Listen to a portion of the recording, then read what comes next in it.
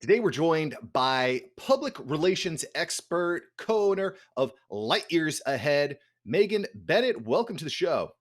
Thank you so much for having me on. I'm so excited to be here. It's my pleasure. It's my pleasure, Megan. And frankly, public relations is something that's a bit of an enigma, yet super, super important, I think, in 2020 as it has been in the past.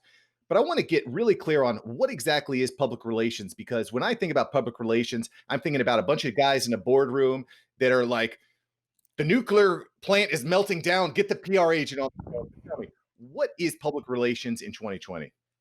Well, you're talking about crisis PR, which is a big form of public relations. But the kind of public relations that I do, and public relations in general, is just a way to spread the word to the media and to the editors in an organic way that's not paid. So, for example, you might pay for an ad to be on the doctors, let's say on a TV segment for some product that you're trying to represent. And you might have to pay $75,000. And I'm just throwing out a number for that guaranteed placement.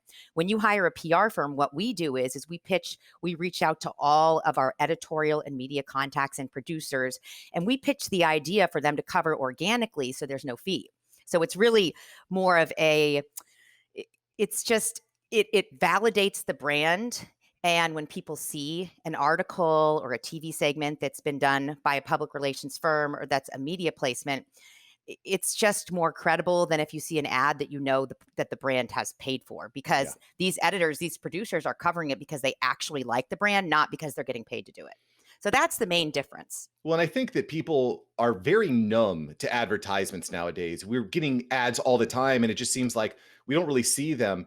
They just are Yeah. in one ear, out the other, right? So, do you think, give me a good example of an effective public relations movement, public relations imagery, sound, site? What's something that's really stuck, and why does that stick with us better as consumers? I think as consumers, people just want the credibility. I'm going to give you an example of something that's happened, like a PR example, so I can tell you how this works. Okay, so we have worked with a company that specializes in Wagyu beef, and it's veteran founded. It's based in Kansas City. It's called Casey Cattle Company, and they came out with these. It's very small business, and they hired us. We got them on the Today Show, which helped to drive sales for a morning segment for holiday. But last summer, they came out with these Wagyu beef hot dogs that were all beef. And we pitched it to Food and Wine. They wanted to try it on the digital side, foodandwine.com. We sent them the hot dogs. And like a couple weeks later, I get a call from the client saying, I think we just got a placement because all these sales are coming through. And I'm like, it must have been the Food and Wine placement. So I looked online and it said they tested 4 hot dogs and theirs was voted the best one. Wow. Within 2 weeks, they made $250,000 in sales. And Wow. that was from an editor just giving her personal opinion on which hot dog that she liked the best. So, I mean, that's just like a living example of how PR can work for your brand. Another example is a foundation that I work with, a nonprofit. We got them on the Today Show for a military segment. And within like a week, they made $120,000 and it launched them into becoming what they are now.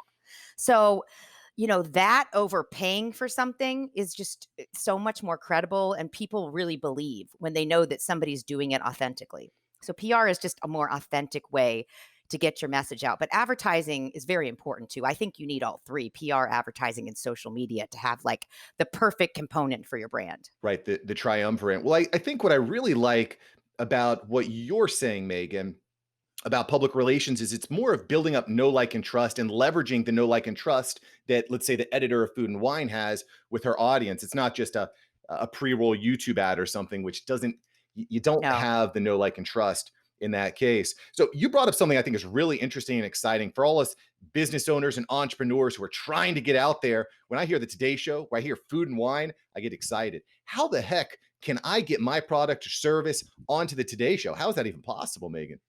Well, first of all, you should hire me. That's It's just just a good start, good But start. if you can't, this is what I recommend. If you don't have the budget to have a PR firm, I recommend a few things. I mean, one thing is you need to get a really good database.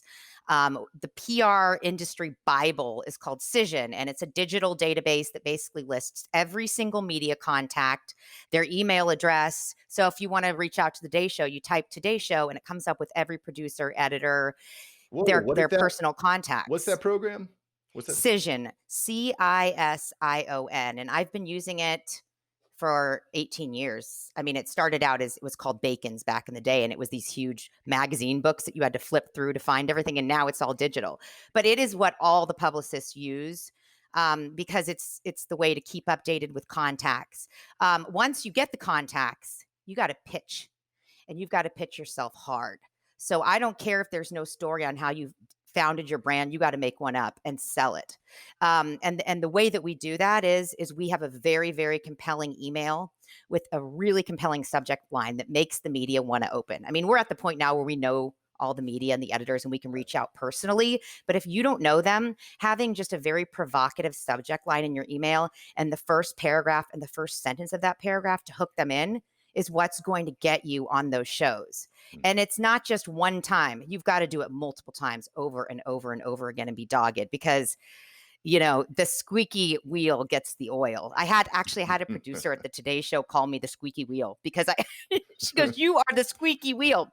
You got to just keep stalking and stalking until they respond." And sometimes they make, negative comments, but just try again Yeah, a few months later. I posted on Twitter the other day that I think that the most important feature or description of a great entrepreneur is persistence and perseverance. You got to have perseverance because you're going to get 1,000 no's before you get to that one Absolutely. yes. Hey, Mark here. Thank you so much for watching. Make sure to smash that like button for the YouTube algorithm. Let YouTube know you're enjoying this video. Let me know you're enjoying this video. All right, let's get back into this episode. I want to lean in a little bit more. You said you need to have a provocative subject line on your email. So you've already gone decision or hired someone like Megan at lightyearsahead.com. You got the resources in place. Now you're reaching out. You've got your subject line. What the heck can we put in there to actually stand out in front of our reader?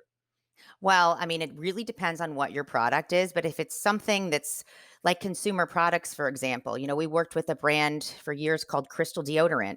And, deodorant at the time was not sexy when we started on it. This was a stone deodorant, and nobody really had used stone deodorants. This was a few years ago before natural deodorants became popular.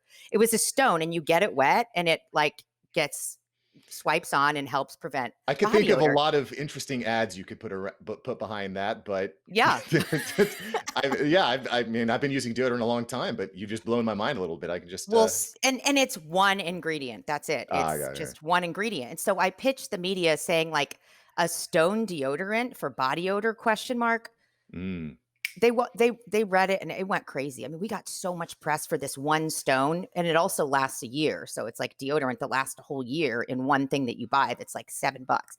Um so basically you want to start out with a provocative subject line like that, or like we worked with one perfume years ago that was supposed to make you feel younger. So it's Mhm. like an anti-aging perfume question mark. No way, So do you they're going to like open it. adding like a question mark to the end? Is that a nice I do thing you think? question marks, I do emojis sometimes. Sometimes I'll just put like media question or are you the right contact. You just want to get them to open it up. You don't want to Yeah. put the name of your product and say blah blah blah is the best steak in the world. It sounds like an ad. Think about how you would message or email a friend or family member. That's the way that I send out every email. I do. I send it very almost casually, but as a query and make it conversational. And you don't want to send a press release either because they don't want to read it. They literally look at like the first paragraph and that's it. Yeah. And a very provocative picture is important. So you want to make sure that you have a picture, not just of the founders, but for example, if they started something fun, have them holding the products in a fun background setting or, covered in diamonds if you're a jewelry maker, stuff that's really going to catch their eyes when they open that email. So a great little provocative thumbnail is super important as well. Okay, so this is really interesting to me. So and I'm assuming when it comes to the actual subject line of your email, you're probably trying different things until you find something that hits, right? So let's say that we Yes. found that. We found the right question, the right statement, the right snippet to really make Mhm. someone interested. They open it up. How much type do we want in there? Like you mentioned there, you definitely want to have some sort of compelling image in there, Mhm. provocative image. What else, like how much is too much? What do you find to be the right mix, I Megan? would say, like, hi blank. Are you working on any stories covering natural deodorants? Because if so, we represent this mineral stone that's incredible. Please read on for more information. Then you send one paragraph, offer them samples, and you're done. Mhm. That's Mhm, it. mhm. Now, if you're trying to, sell something that's more of a service and you really want to talk about it, a couple paragraphs is fine, but you just want to make sure that you don't make it too long and that you get the Yeah. meat of your elevator pitch in sentence number 1 and 2. Yeah, I think that's really smart. One of the challenges that I have when trying to team up or meet with people, because people are always asking me to be on the show, is too much type. You gotta.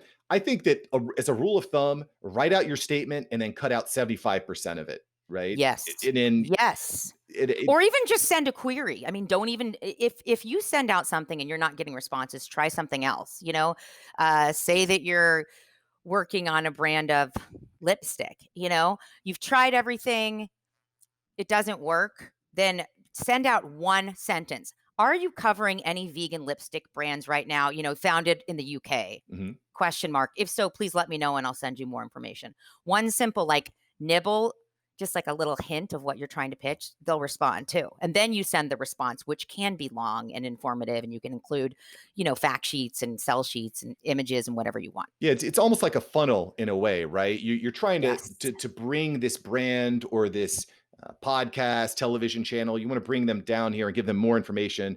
Just kind of continuously hook them along the way. So I think it's really smart. The other thing I think that's really important right now, Megan, is that media has shifted quite a bit, right? In the past, it was radio, TV, and magazines, but now you got social media, you got podcasts. There's a lot of different ways to connect with you, blogs. Where are the best places for us to be showing up right now in 2020? I think in 2020, I mean, it really depends on who your demographic is. Obviously, if it's a much older demographic, for social, you want to target more Facebook because, right now that's where the older demographic is mostly on. Sure. But as far as for media that you're trying to target, I would say number one right now, besides getting on the Today Show, Good Morning America, or CBS, besides a national TV segment, number one is digital right now, being online, being on the top digital web, digital magazines, online magazines, and websites. I would say that if you are trying to get distribution into retail and stores, it's important to have print placements in magazines because they are still wanting to see print PR. They like to see the cover of Shape magazine with your article on there. And just for the brag book, it's not probably going to drive sales to have your product mentioned in a little blurb in Shape magazine, but shape.com, that would help because then Mhm. they're going to read the magazine, the article, and they're going to click directly to your product and then it's going to take you to the site to purchase. Yeah, really smart. So, podcasts are super important as well because if you're an entrepreneur and want to get that story across, that's where it's at right now. I mean, everybody's listening to podcasts, especially now that we're all stuck at home. Yeah, they're absolutely really blowing up right now, and Yeah. and I noticed that you are very active in the podcasting scene as well. It's just a really powerful way because you've got audience. Again, it comes back to know, like, trust, right? So if someone's listening to a podcast, if they're reading an editorial blog from Food and Wine magazine, they they know, trust, and like, or know, like, and trust that that creator. So big, big, big Yeah. time. Yeah. And I just want to put another quick one out there. I think that when you're reaching out to this brand or to this creator, this editor, what have you, interjecting some reason as to why you're a good fit seems like a good help, right? A lot of people are like, I'd like to be on your show, but Why? Yeah. why? Right? Yeah. What's the value that you bring? I think that's really important. All right, Yeah. cool. So we talked about where to show up. We talked about how to reach out, how to connect. Megan Bennett is here. She is from Light Years Ahead. She's dropping all the fact and knowledge bombs on you. I want to talk about how to turn a no into a yes because you're going to get a ton of no's before you get to that yes before you show up. How can we actually get that person to say yes after they've already said no? What do we do? So, you have the media person that's going to be like, no, don't ever contact me again. Please remove me. I don't cover this topic. Then you have to remove them. But no, this is not relevant right now. I'm not working anything. You just reach out a couple of weeks later and you pitch them again. They're going to say no again. You pitch something else. Say you have a brand of, I don't know, I'm just thinking randomly, a wine company and you're pitching rosés. Mhm. Sorry, we're not covering rosés. Well, we also have a really nice collection of reds, Cabernets that we would love for you to try.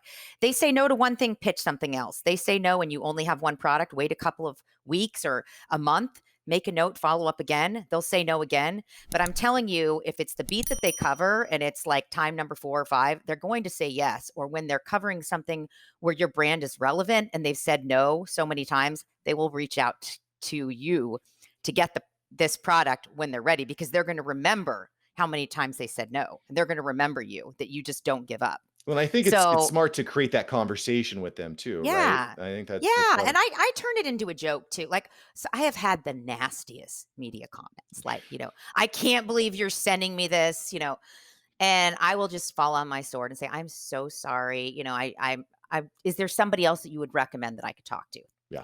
You just apologize, you say, or you just, what's the worst thing that's gonna happen? They're gonna get mad. So who cares? You don't know these people. It doesn't matter. You have nothing to lose. The main thing is for every no that you get, you're going to get a yes too. Like every time you reach out, say you reach out to 100 people, you're going to get a yes from a few. You just Mhm. got to keep trying. It's in the numbers. And then you just recircle and recircle. And this happens to me every day in PR. I get so many no's.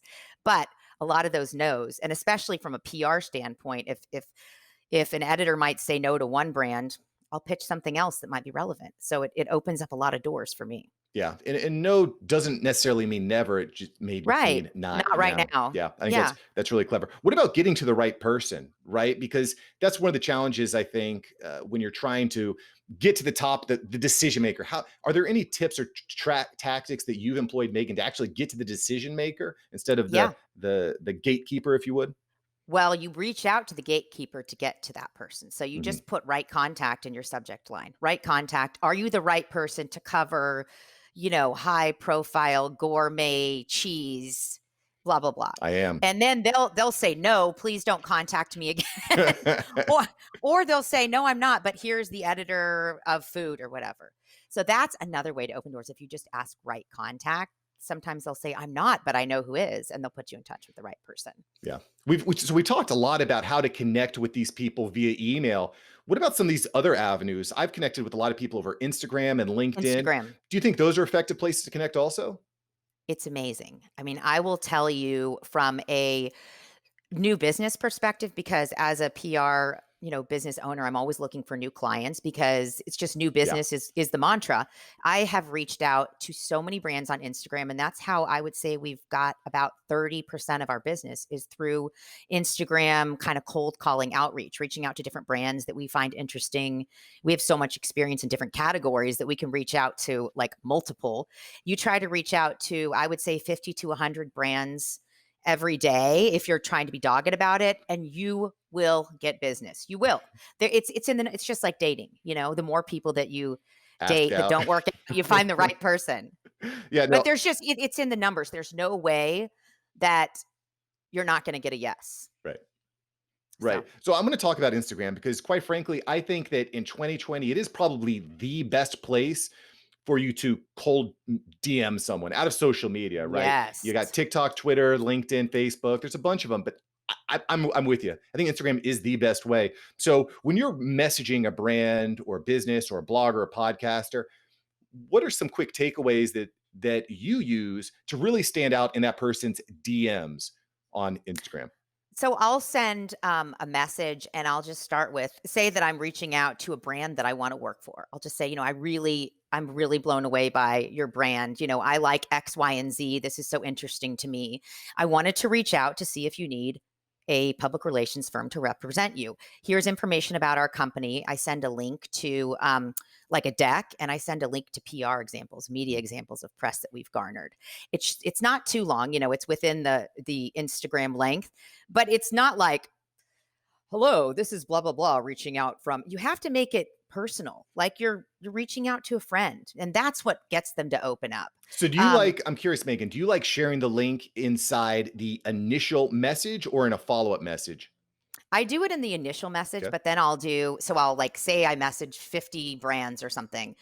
Then a couple months later, I might do a follow up and say, circling back, again, here's a link to our website. And I'm attaching some clips to recent PR that we've, Mhm. garnered for our other brands. And then maybe a couple months later, circling back again, do you need PR? I mean, that could be I do the same thing for media too. If I can't get a hold of somebody in the media that I'm trying to reach out to via email or Cision, through their contacts, then I'll go on to Instagram, follow them, and then reach out to them there and say, hey, I saw that you recently covered X, Y, and Z. Are you looking for, some goat's milk products to feature because we represent this brand? And that's another way. And then you can also on your computer, you can reach out just via messages now, which is awesome. It's life changing now that you don't just have to do it on your phone. Right. But if you do it from your phone, you can do it via messages, and then you can also email them directly the same thing. So you can do both at the same time. And that's very effective. Like you could do it at night when you're watching Real Housewives. Yeah, I'm a big Not, Real but Housewives fan. but literally you just cut and paste, and it's pretty brainless. It's just in the numbers. Yeah, yeah, no, I love that, and I think finding certain ways to personalize it, depending Yeah. on the nature of the entity that you're reaching out to, right? Like, you Yes. got to find little ways to do that too. I'm curious, what about using photo, video, and audio in your DMs? Is that something you've experimented with, Megan?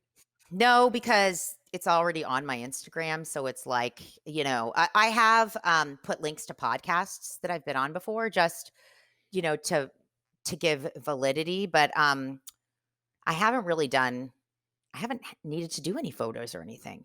Sure. Now, if I'm reaching out for a brand to an editor, I will send like a link to their website so they can check it out, and also their Instagram handle. Mhm. So, So, so there's a couple quick takeaways that I've had yeah. a lot of success with, and this might not be right for your initial contact, your initial, but just sending a quick DM saying a little video saying, "Hey, really great to chat with you. Looking forward to working with you." That sort of thing can really just set you apart. And I think I think that's what this is all about, right? It's Yeah. how can I stand out? How can I separate myself? And just sending little audio or personalized video messages is something that not a lot of people are doing. Um, I think that's a great idea. I mean, I love that. yeah, I got to be honest. When someone sees that you're going to send them a catered, even 10-second little video DM, it blows their mind, right? Yeah. And at the end of the day, creating an emotional connection is what you need to do to be Oh, yeah. successful. Yeah, it's all about emotional connection, right? I mean Absolutely. that's the name of the game. All right, cool. So we're talking a lot about Instagram right now. Of course, Megan Bennett is dropping the knowledge bombs from lightyearsahead.com. Megan, I want to talk a little bit more about your Instagram profile. Okay. Okay. Because, like you mentioned before, you reach someone on Instagram, the first thing they're going to do is click your profile and look at your actual profile itself. Is this Yeah. person a good fit? Anything that you really think is important to add to your Instagram profile so that you If stand out? you I mean, I update it with, like, podcast interviews. Mhm. Sometimes I'll put it, or I'll put a link to the website. If you've been in any interviews, or if your brand has been featured on anything big, link to that, at least Yeah. for a few weeks, just because I think that that's really important. If you get on the Today Show and you have a video link for it, put that on your profile instead of your website, because that's gonna sell it. That's interesting. I like Yeah. that. What Yeah. about story highlights? Do you focus a lot on having highlights for stories maybe from previous interactions? You know, personally, I don't. On social, I'm not that active. I mean, I use it when I reach out to brands, I use it and I link and I give them the link to our company website. And I've actually tried to reach out from our company Instagram page as well, but it doesn't get the same kind of reaction as when I do it from my personal page, Mm, because which is interesting. You'd think that if it came from a company, but I think it sounds more like a cold right. call if a company's doing it. So I think if you do it, if you're an owner of a brand, rather than you can try it both ways, but maybe try it from your personal page and your brand's page and see, what better turnout that you get. I like that. I like that. Trying different things because you never know what's going to really hit it at the right time. I mean, this goes back to what Gary Vee talks a lot about with the jab, jab, jab, right hook. You want to Yeah. focus on giving the receiver of the message as much value as possible, right? If Yes. you're going to show up in their magazine, on their television show, what can you do for them? Because if Yeah. you're going to take, the person's already shut down, right? We don't want to take, we want to give. We want to give, give, give, give, give. All right, cool. So Megan, thank you so much. We're just touching on all these really, really key topics here. I want to kind of shift a little bit to the final stage of your public relations campaign. You've gotten the right person on the phone or on Yeah. email. You've shown up um, on their magazine or podcast, what have you, shown up, they've plugged you, know, like, and trust. That's all there. What do we do to actually maximize the exposure on the back end? We take your Wagyu example. What do we do on the back end after we've shown up as a company?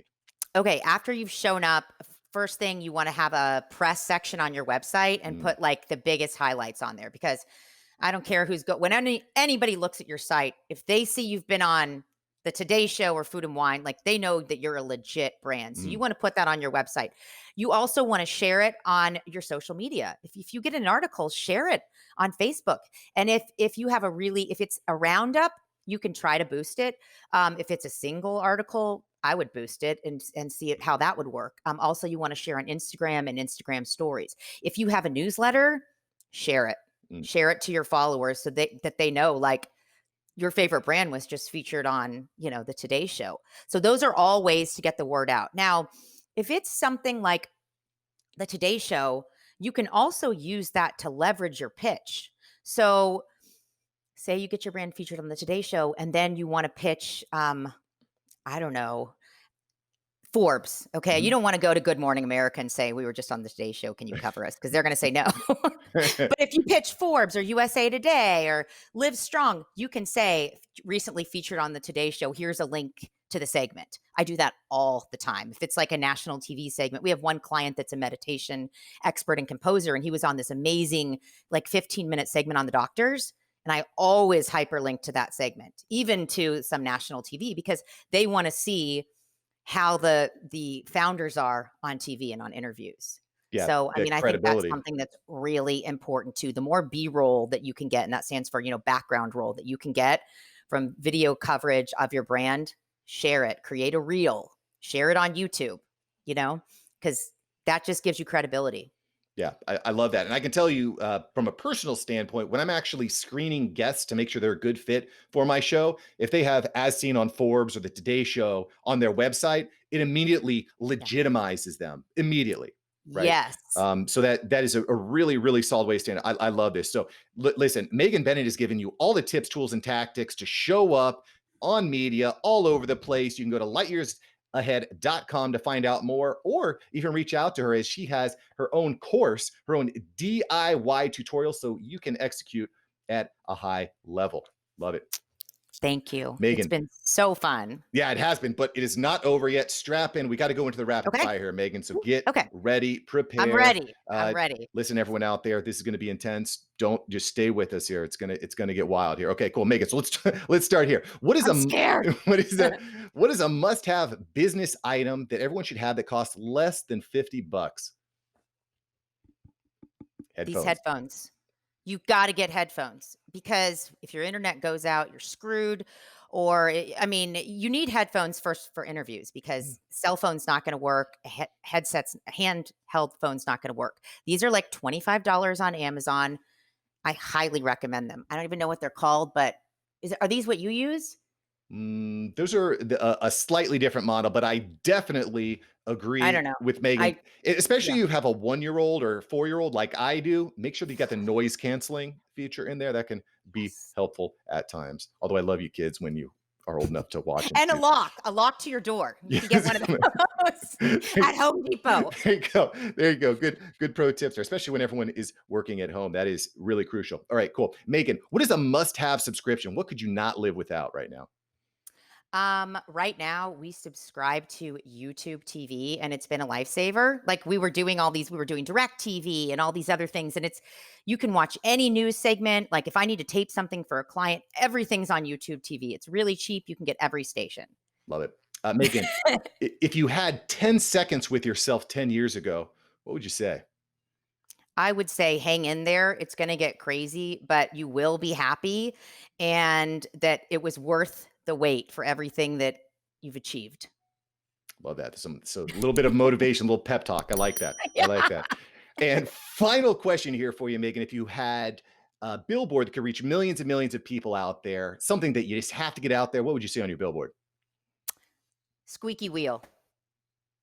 That's what I would say. I would say I'm the squeaky wheel. That's provocative. I Yeah. like that a lot. Megan, we've been chatting here with Megan Bennett from Light Years Ahead. Megan, thank you so much. This was Thank great. you. This has been awesome. Thanks, Mark. My pleasure.